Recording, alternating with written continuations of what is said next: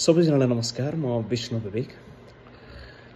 तपाईले पछिल्लो ताजा घटना, ताजा समाचार अमेरिकाबाट थाहा पाइसक्नुभयो। अवैध सिमानाका भएर अमेरिका प्रवेश गरेका हजारौं नेपाली मध्ये 8 जना नेपालीलाई अमेरिकाले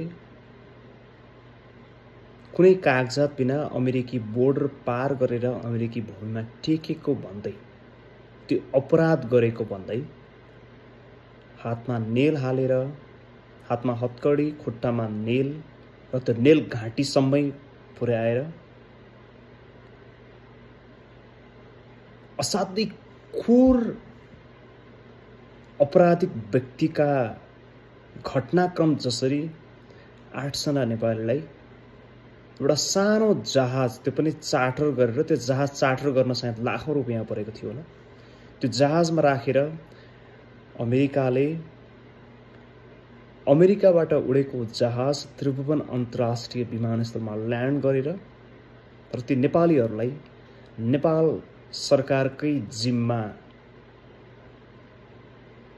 लगाउने प्रक्रिया अन्तर्गत त्रिभुवन अन्तर्राष्ट्रिय विमानस्थलमा छाडेर फर्किएको छ। उनीहरू विमानस्थलबाट त्यो प्लेनबाट निस्किँदाखेरि मात्रै हातको हत्कडी र खुट्टाको नेल खोलिएको थियो, जुन असाध्यै पीडादायी रहेको उनीहरूले पनि भने। र त्यसबाट त्रिभुवन अन्तर्राष्ट्रिय विमानस्थल कार्यालयले उनीहरूलाई नेपाल प्रहरीको मानव बेचबिखन अनुसन्धान ब्युरोको जिम्मा लगायो। ब्युरोले सोधपुछ गर्यो अमेरिका कसरी जानुभएको थियो, किन जानुभएको थियो, कहिले जानुभएको थियो, यावत कुराहरूलाई, जो उनीहरू 6 महिना अगाडि मात्रै अमेरिका आएको भने। एउटा दृश्य जुन उनीहरू त्रिभुवन अन्तर्राष्ट्रिय विमानस्थलबाट निस्किँदा मुख छोपेर निस्किए, मुख नछोपी निस्किएकाहरूको कहीँ फोटो खिचियो भने ती फोटो खिचिँदा पनि ती फोटो प्रकाशित गर्दा मुख ब्लर गरेर मात्रै प्रकाशित गरियो र अहिलेसम्म उनीहरूको नाम खुलाइएको छैन र खुल्नु पनि हुँदैन। यो घटनाको एउटा सार के हो भने, अमेरिका आउँदा जुन त्रिभुवन अन्तर्राष्ट्रिय विमानस्थलमा फर्किँदा हरेक मान्छे परदेशबाट धेरै पैसा कमाएर मात्रै फर्किँदैन। सोचेका धेरै सपनाहरू, साँचेका धेरै योजनाहरू, बनाएका धेरै प्लानहरू अर्थात् कार्यक्रमहरू भत्ताभङ्ग पनि हुन सक्छन्। उनीहरूको त्यस्तै भएको छ। मुख छोपेर एयरपोर्टबाट निस्किँदा कति गाह्रो हुन्छ होला, मुख छोपेर मानव बेचबिखन अनुसन्धान ब्युरोको कार्यालयबाट आफ्नो घरतर्फ लाग्दा कति गाह्रो हुन्छ होला। उनीहरू कसरी गयो होला घर? त्यहाँ क्यामेराको अगाडि त उनीहरूलाई मुख छोप्न गाह्रो भएन, तर अब उनीहरू घर जान्छन्, घर पुगे होलान् सायद, उनीहरू कसरी आफ्नो आमा बुवाको अगाडि गयो होलान्?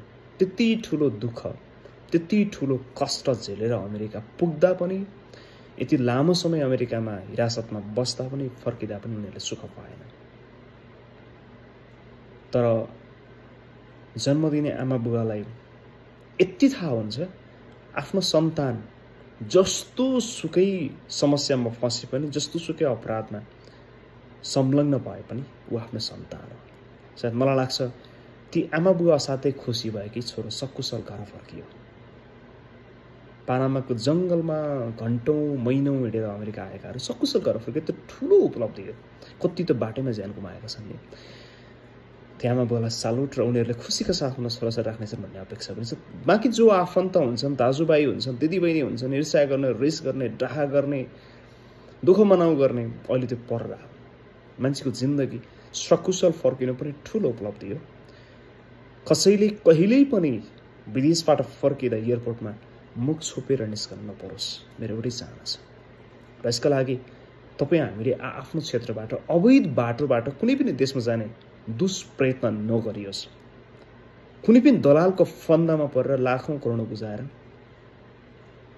त्यसरी अमेरिका आउने काम नहोस्। म अमेरिकाबाटै आग्रह गर्न चाहन्छु, कृपया पैसा कमाउनु छ भने बिस्तारै कमाऊ, कुनै लिगल काम गरेर कमाऊ।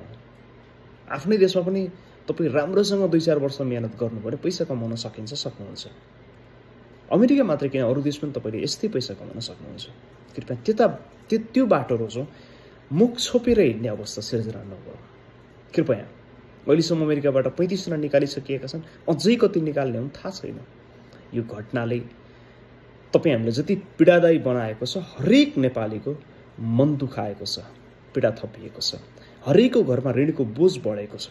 यसले निकै थोरैलाई फाइदा गर्ला हो, अमेरिकालाई फाइदा गर्ला, नेपाललाई फाइदा गरेको छैन। त्यसैले दलालको फन्दामा परेर दलालको पछि लागेर पल्ला घरको मान्छे त अमेरिका हिँडेर गइसक्यो त, पुगिसक्यो त, पैसा कमाइसक्यो त, गाडी चढिसक्यो त, घर हालिसक्यो त भन्ने छोडेर आफ्नो छोराछोरी, आफ्नो भाइ बहिनी, आफ्नो दिदी दाजुभाइको आत्मसम्मानको सद्भाव राखेर पनि नेपालमै नेपाली भएर जिउने प्रयत्नमा सहयोग गरौँ।